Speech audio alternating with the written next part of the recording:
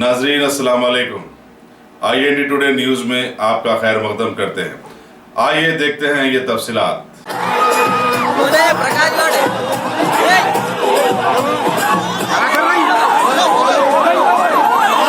गुजारिश की जाती है रब्ता मुशावरा करें और पुलिस से दरखास्त करते हैं जब एक जगह फॉर्मेशन ऐसे गुंडा नाजी को आप फौरी यहाँ से हटा दें।